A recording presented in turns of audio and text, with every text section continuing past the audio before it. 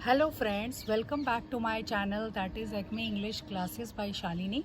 So today's lesson is all about for the students who study poetry or who study poems.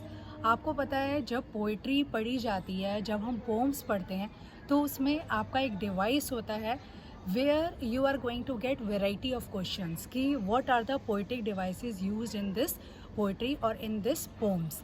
और एक चीज़ और, before beginning of the lesson हम लोग poems कहेंगे, we will not say poems.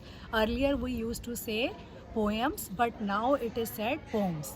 Okay, so first of all let's discuss कि why poetic devices are used.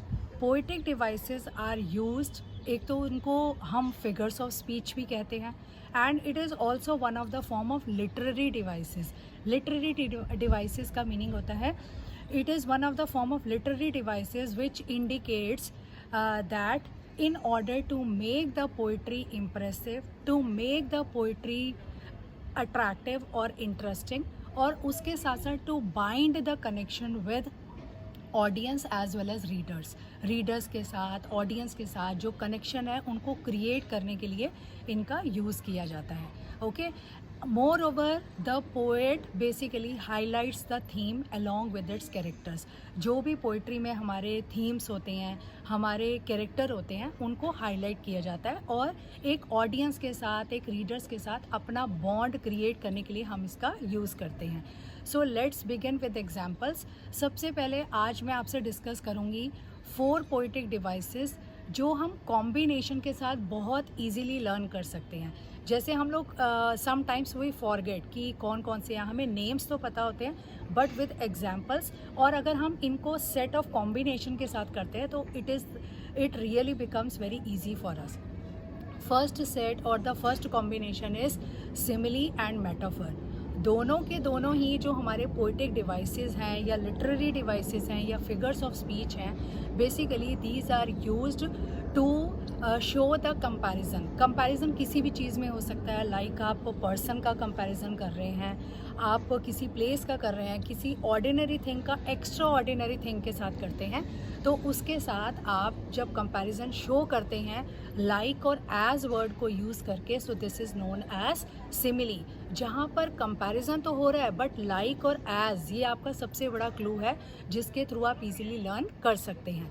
Okay, and metaphor की अगर हम बात करें डिफाइन करने की, तो मेटाफर भी it is also one of the form of comparison, और but it is mentioned here as indirect comparison, and here the poet uses statement rather than in the form of comparison.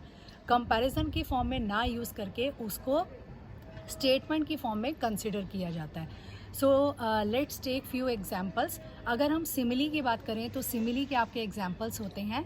We could say life is like a box of chocolates. It means full of surprises, full of happiness and all that. It all depends. And second thing, as idle as a painted ship, आप ये भी बोल सकते हैं.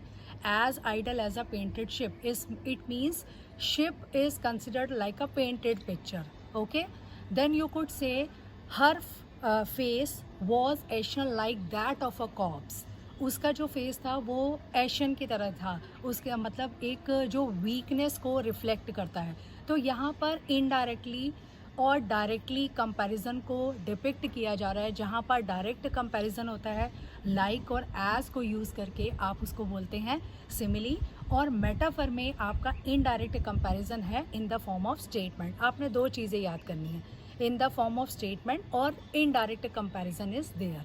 Okay, so let's take the example of metaphor. Metaphor में आप बोल सकते हैं, एक और एग्जाम्पल है जो मैं आपको कंपैरिजन के साथ बताती हूँ. सिमिली और मेटाफर में if we say she is like an angel, तो it means actually she is not angel but she is compared like an angel. और अगर हम इनडायरेक्ट कंपैरिजन करते हैं तो हम कहते हैं she is an angel. Okay, then you could say I am a lake. Now I am a lake, actually तो पर्सन लेक नहीं है बट उसका इनडायरेक्ट कंपैरिजन किया जा रहा है in the form of statement. Okay, then you could say the whole world is a stage. Okay, पूरा का पूरा जो वर्ल्ड है वो स्टेज है, वो स्टेज की तरह नहीं है, वो स्टेज है, it is given in the form of statement. तो यहाँ पर जो मैंने एग्जाम्पल्स लिए हैं, these are all the examples which are taken from a variety of poems, okay, and जो different आपकी पोइट्री है उसमें से मैंने कुछ examples लिए हैं, okay. Now our second combination or the second set or the second pair of combination is the one of the poetic device, that is alliteration and repetition. पहले हमने किया simile and metaphor, and now the second set is alliteration and repetition. So let's learn about. So alliteration की अगर हम बात करते हैं तो alliteration is considered as one of the poetic devices or one of the figures of speech which refers usually a repetition of consonant letter sound. जहाँ पर repetition होती है लेटर्स की, जहाँ पर हम लेटर्स को रिपीट करते हैं इन अ पर्टिकुलर सेंटेंस और वो लेटर को बार बार हाईलाइट किया जा रहा है, तो आप उसको बोलते हैं एलिट्रेशन. इसके एग्जाम्पल देखिए. इसका एग्जाम्पल है neither stones nor prayers nor sticks. आप इसमें देखेंगे एन एन एन की साउंड है, उसके बाद एस एस की रिपीटेशन वाली साउंड है, तो यहाँ पर लेटर्स को रिपीट किया जा रहा है. So this is known as alliteration. और इसी का सिमिलैरिटी के साथ अगर हम बात करते हैं, so another one is known as repetition. Repetition का मीनिंग ऑलरेडी हमें नेम से ही क्लियर हो रहा है. इसका मीनिंग होता है something is being repeated. A sort of sentence भी आपका रिपीट हो सकता है, अ सॉर्ट ऑफ आपका यू कैन से सेंटेंस हो सकता है, कोई वर्ड रिपीट हो सकता है, कोई फ्रेज रिपीट हो सकता है, कोई कंप्लीट पैसेज भी रिपीट हो सकता है किसी पोइट्री में. ओके. सो जहाँ पर रेपिटेशन किया जाता है उसका ओवरऑल मीनिंग क्या होता है?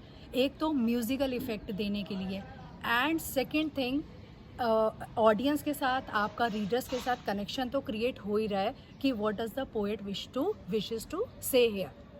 एंड सेकेंड थिंग, एक पर्टिकुलर पॉइंट को हाईलाइट करने के लिए, एक पर्टिकुलर पॉइंट को फोकस करने के लिए रेपिटेशन का यूज़ किया जाता है. तो let's clear it with example. Repetition के एग्जांपल हैं जैसे द ब्रूक आपकी पोइट्री है, तो आप उसमें देख सकते हैं कि पूरे जो सेंटेंसेस हैं, लॉन्ग फ्रेजेस हैं, उनको रिपीट किया जा रहा है एक पर्टिकुलर पॉइंट को, अपनी थीम को हाईलाइट करने के लिए. Like men may come, men may go, but I go on forever. Okay, so these are few examples of repetition, alliteration, simile and metaphor. और अगर आप इनको कॉम्बिनेशन के साथ करते हैं तो आपके लिए बहुत ज़्यादा इजी हो जाता है इन चीज़ों को लर्न करना और अंडरस्टैंड करना. Thank you so much.